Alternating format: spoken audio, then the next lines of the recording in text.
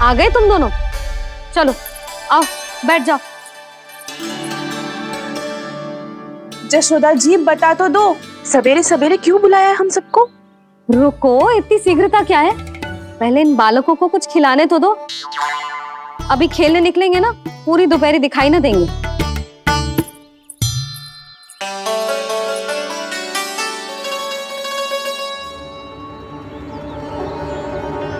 मैया देखो ना, कैसे अपने आभूषणों का दिखावा कर रही है जी सुलोचना।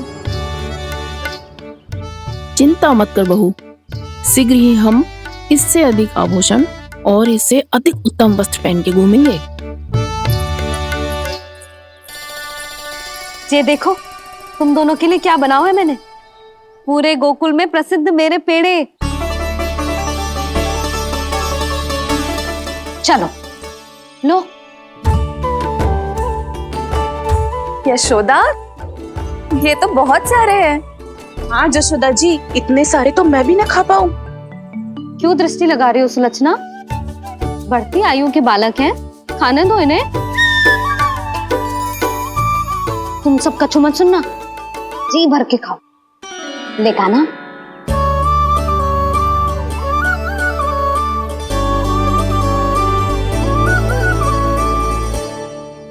हे नारायण, मैंने अपने कान्हा को जो सिखाओ है, बस वे उसे स्मरण रखें और उसका पालन करें। ले और ले ले ले।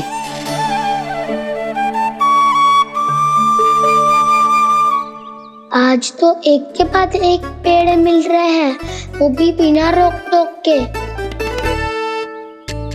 मैया दो के बाद तीसरी मिठाई बड़ी कठिनाई से खाने देती है, पर आज सादा लाड पेड़ों के माध्यम से जिता रही है। कछु तो रहस्य है। प्रभु, क्या आप भी वही सोच रहे हैं जो मैं सोच रही हूँ? कोई परीक्षा तो नहीं ले रही है ये? किस सोच में पड़ गए तुम दोनों?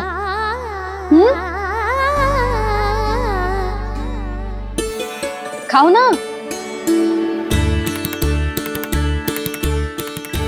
जब तक पेट और मन दोनों ना भर जाए तब तक खाओ। बस यशोदा, इतना पर्याप्त है। अरे ना जिज्जी, घर के शुद्ध मावा और गुड़ के बने, कितना भी खा ले कोई हानि ना होगी। लो और लो।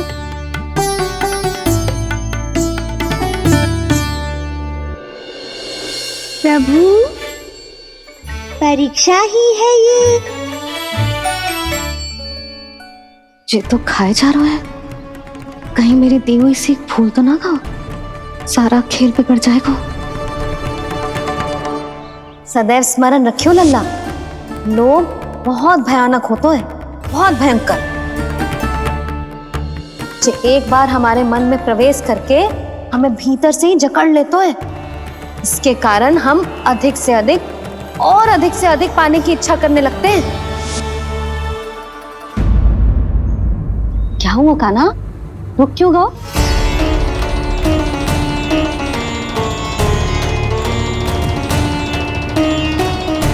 आपने तो सिखाया था मैया, जितनी आवश्यकता हो उतना ही लेना चाहिए, लोभ कभी ना करना चाहिए। बहुत बुरा राक्षस है लोभ।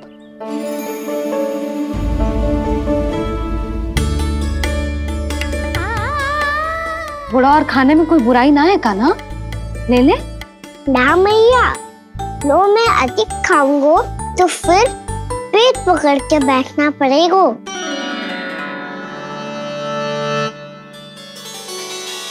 हाँ, मेरा भी पेट भर गया। कान्हा सही कह रहा है छोटी माँ, लोग बहुत भयानक राक्षस है। जो भी लोग के चक्कर में पड़ेगो वो बहुत बुरा फंसेगो। अच्छा जाओ, जाके खेलो तुम दोनों। मैया, ये पेड़ अपने सखाओं के लिए भी ले जाऊं मैं? हाँ लल्ला, ले जाओ अवश्य।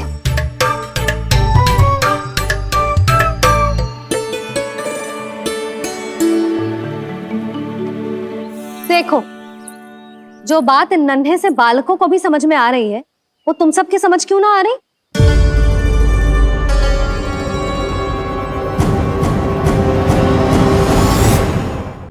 क्या समझाना चाहती हो जशोदा जी? तनिक खुल के बोलो। जब बसंता खाने के बाद भी हलवा खाने का हट करतो है, तो उसे मना क्यों करती है? इसीलिए ना, ताकि स्वाद के लोभ में उसका स्वास्थ्य ना बिगड़ जाए। और उज्जवल, जब भरी दोपहरी में बाहर खेलने का हट करतो है, तो तू उसे मना क्यों करती है? इसीलिए ना कि खेल के लोभ में उसे लू ना लग जाए।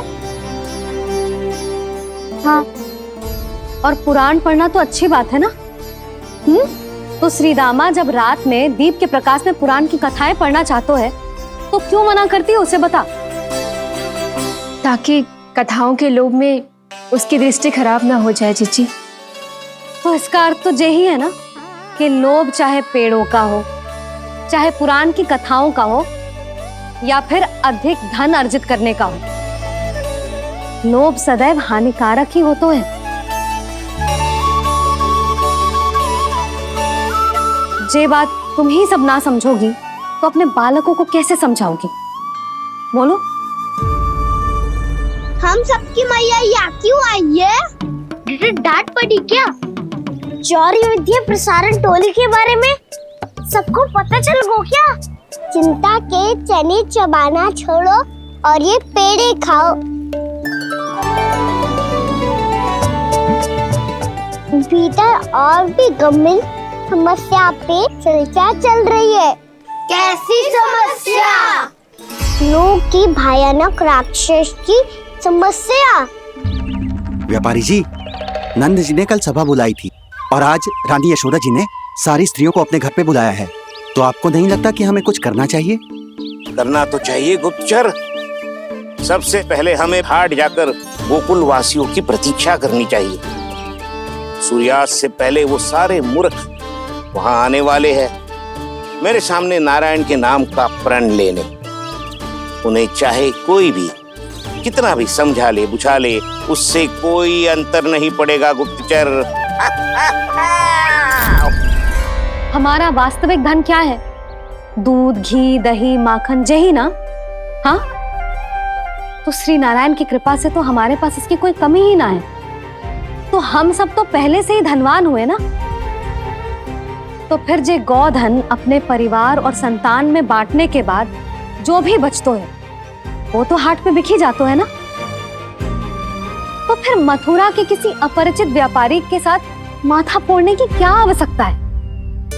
जशोदा जी, हम आपकी और नंदराज की चिंता समझते, पर इसकी कोई आवश्यकता ना है। कुछ उल्टा सीधा नहीं करेंगे हम।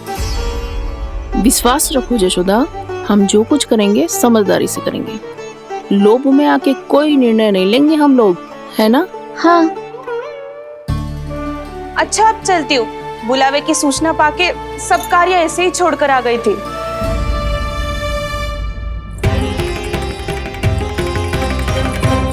अब किसको घेर लियो? लोभ के भयानक राक्षस ने। ये तो तभी पता चलेगा जब वो सब बाहर आएंगी। तब तो सबको बहुत ध्यान से देखना पड़ेगा।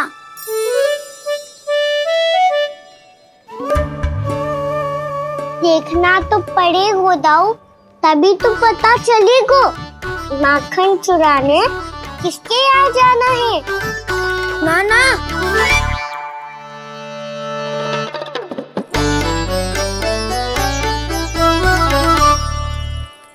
लोग का राक्षस तो उनके पास दिख ना रहे हुए है।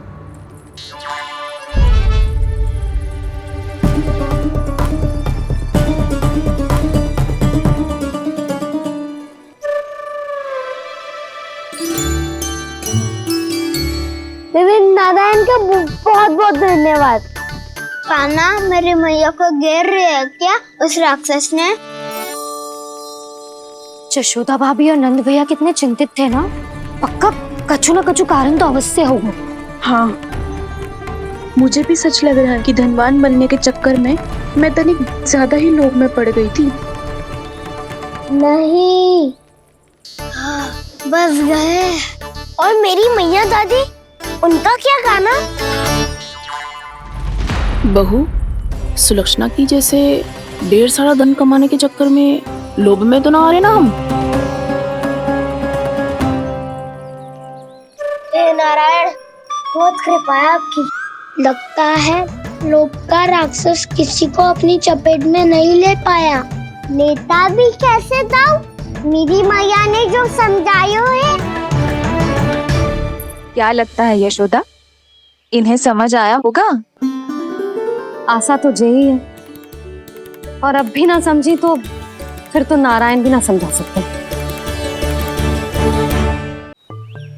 सुनो, दोपहरी में हम सब मिलेंगे। दोपहरी में? तो क्या तू तब निश्चित करेगो कि आज किसके यहाँ जाना है माखन? आज कोई माखन चोरी नहीं होगी। क्षमा करना राव, भैया के का समझाने के बाद भी जिसके समझ में कछु ना आई हुई थी उसके घर चोरी तो करनी पड़ेगी आज।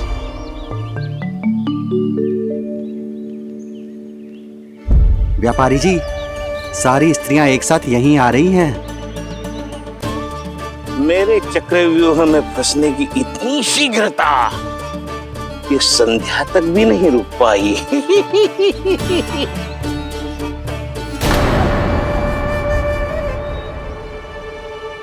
पर ये आपके तरफ ध्यान क्यों नहीं दे रही हैं? लगता है गोकुल की रानी ने इनको पाठ पढ़ा ही दिया। अब आपको ही कुछ करना होगा व्यापारी जी। करूंगा, अपनी चाल सबसे अंत में चलूंगा, किंतु अभी उनके लिए एक घोषणा ही पर्याप्त होगी। तुमने सबको सूचित तो कर दिया है ना कि सबको अग्रिम धनराशि मिलेगी, वो भी दूध, दही, माखन, घी बेचने के बाद नहीं, वो पहले ही मिला करेगी।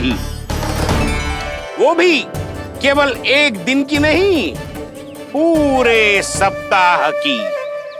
मैं बिल्कुल सही कह रही थी। जशोदा जी और नंदराज व्यर्थ ही चिंता कर रहे थे। यदि इन व्यापारी जी के मन में कोई मैल होता तो जी अग्रिम धनराशि थोड़ी ना देते। बात तो तुम सही कह रही हो सुलक्षणा।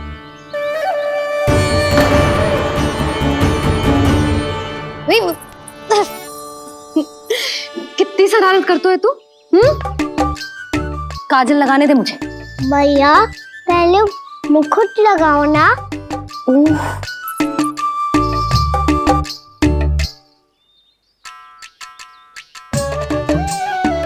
और मेरी मुन्नी? हाँ हाँ रुक जा, ले बस होगा प्रसन्न। भैया मैं ना चाहता मैं ऐसे फिर से भूल जाऊं, नहीं तो कड़ी धूप में इसे लेने वापस लौटना पड़ता है। चल अब बैठ जा, अब मुझे काजल लगाने दे लेना। भैया इतना सारा काजल मत लगाओ, छोटा सा बालक लगता हूँ मैं। आहा, नखरे तो देखो, इतना सज धज के तो तेरे बाबा भी ना जाते बाहर, दृष्टि लग जाएगी लल्ला।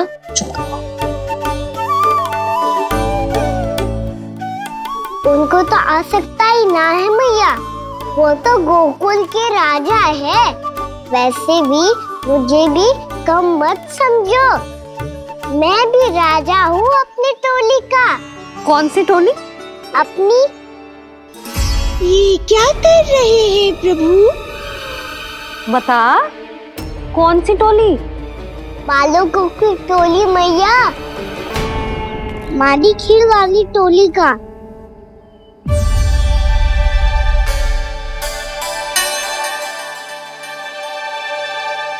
क्या हुआ जी? देखो जी, आप इतनी चिंता मत ही करो। आप गोकुल के राजा हो और जे बालकों की टोली का राजा है, तो मैं भी जसोदा हूँ, मैं कोई कम थोड़ी ना हूँ। मैं भी गोकुल की स्त्रियों की रानी हूँ।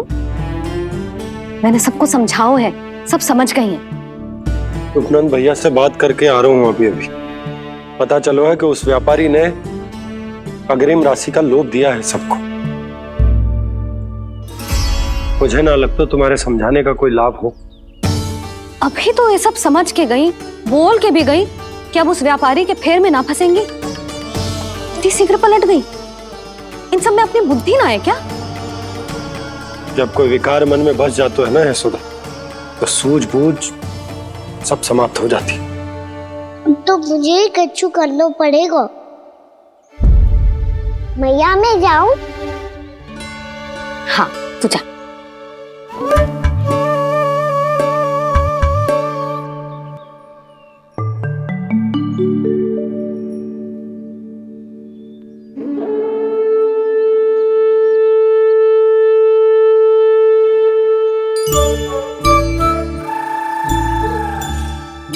बहुत बड़ी समस्या हो गई है सखाओ। कैसी समस्या?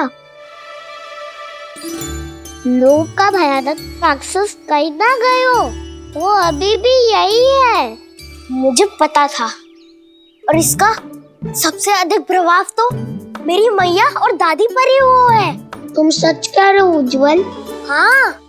अरे कछु ना बलदाऊ, जे बड़ बोला तो ऐसे ही बात करते रहेगा बड़ा चढ़ा के। बड़ा चढ़ा के नहीं बोल रहा हूँ मैं। आज से घर पे दूध दही माखन घी सिर्फ एक बार ही मिलेगा। पर क्यों? ताकि अधिक से अधिक दूध दही माखन घी बचाकर उस व्यापारी को 2 गुना मूल्य पे बेचा जाए। इतने से तो काम ना चलेगा। उस सुलक्षणा से, और मैं तो कहूँ सुलक्षणा से ही क्यों, पूरे गोकुल में सबसे अधिक धनवान बनना है तो और माखन जमा करना पड़ेगा। हाँ हाँ मैया, लाओ मैं इसे ऊपर रख देती हूँ। चोरी चुपके से खा तो ना जाएगी ना? तेरी घबराहट बता रही है कि घर से निकलने से पहले तूने थोड़ो माखन तो खाया है। सच्ची बोल। ना ना मैया, मैं क्यों माखन खाऊंगी? मैं भी तेरी मैया हूँ लाली, माप के रखो तो मैंने।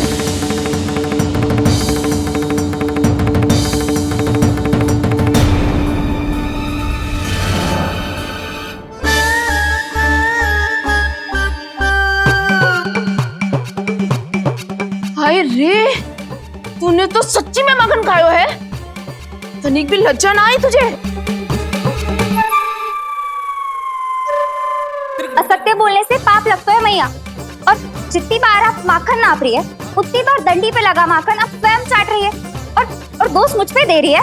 वो तो बस मैं इसलिए चाट रही थी कहीं व्यर्थ ना जाए।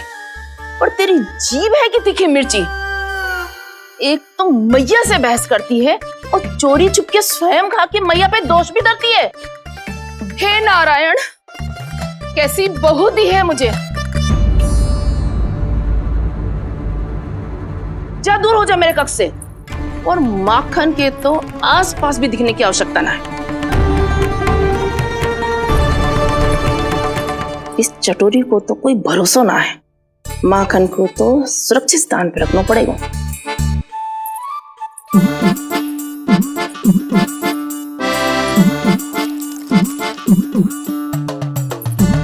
यदि बहू ने अब मटकी उतारने को प्रयास किया तो अचानक पानी गिर जाएगा और घबरा के वो चिल्लाएगी और मुझे पता पड़ जाएगा।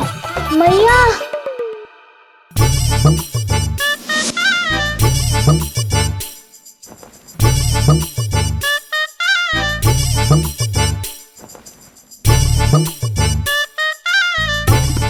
ये माखन तो मैं किसी को छूने भी ना दूंगी, तभी तो बनूंगी धनवान, बहुत धनवान। मैया माखन बेचने कहीं अकेली ना निकल जाए। ये तो पता भी ना चलने देगी कि कितना धन मिलो है। इन्हें अकेली धनवान ना बनने दूंगी मैं भी बनूंगी धनवान, बहुत धनवान। पहले तो जब चाहे तब भरपूर माखन खा सकता था, पर अब दोनों तो ऐसे संभाल के रखती हैं कि जैसे माखन की मटकी ना स्वप्न का कलश हो। मेरे यहाँ भी ऐसा ही हो रहा है। नारायण का बहुत बहुत धन्यवाद। नंद और जशोदा जी की बातों में आने से पहले ही सत्य का पता चल गया।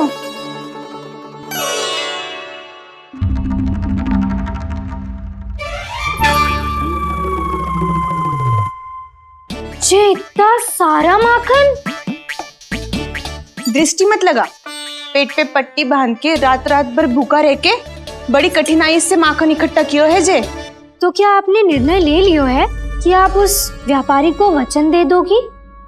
अरे जब द्वार पे साक्षात लक्ष्मी जी हो तो द्वार बंद ना करते बावली।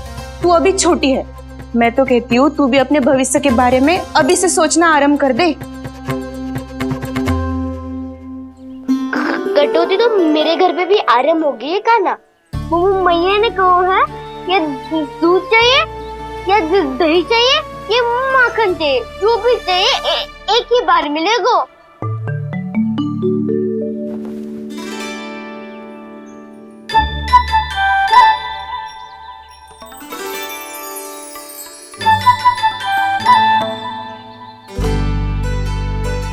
तब हमारी टोली को ही कुछ करना पड़ेगा।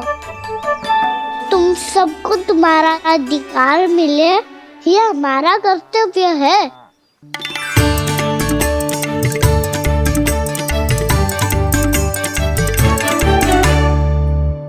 अब हम कछु ना कर सकते यशोदा।